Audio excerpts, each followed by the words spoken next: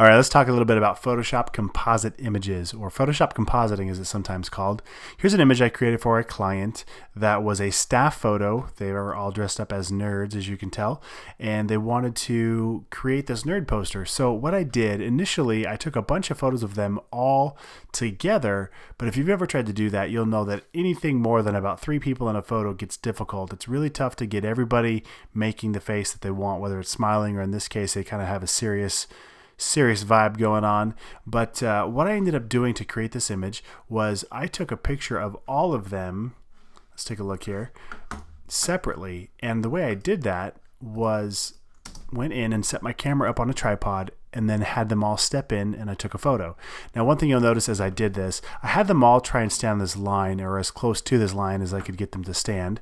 That way I had a frame of reference as I cut these images out and brought them into Photoshop. You can see here I've got a line across the top of this machine, and it gave me a really good idea of how tall they were, so that way I could make a really believable depth of field. Some of these photos are just ridiculous, sorry. Anyway, all right, so what we did here, let's go ahead and open up this file and take a look. I'm going to open up Photoshop, and because the poster file is one of the most recent files that I opened, it's going to be in my recent files list here. There it is right there. And let's take a look.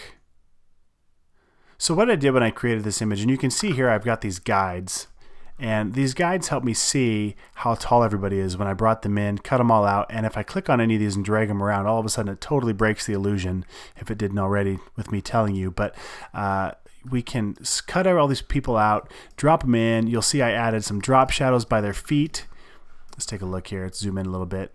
So I've got their feet here. Let me double click. These are smart objects. What that means is it remembers what the original file was set up as. So I've got an inner shadow going on here, just a subtle shadow, and some smart filters for coloring, and the shadow down here by their feet was done with custom brush work. So I can save this, place it in my main document file, and those changes will stay with me, but then I can always go back and edit them later. So anyway, you can see that I've made a lot of layers here for this project, and this is what I want to teach you, is how to create a Photoshop composite image. Let me give you a few more ideas of what's possible. So let's go ahead and open up Google, and let's search for Photoshop composite or Photoshop compositing, either one. There we go. And click on the images search here, and you can get a really good idea of some other things that you could do. Just some ideas to get the creative wheels spinning here in your mind. I'm going to command click on these images. So by holding down command or control on a PC here, I can click on images that I'm inspired by or that I want to talk to you about here briefly. So as I hold down command and click, what it's doing is it's opening up new tabs here, and that way I can keep browsing while I'm opening new tabs to come back to here in just a second.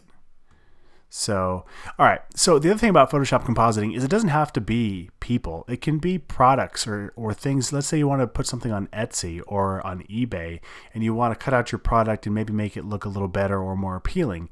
This is another technique you can use for that as well. So here's an example of a product right here where we've got this piece of sod and clouds, and we have these streak marks behind it.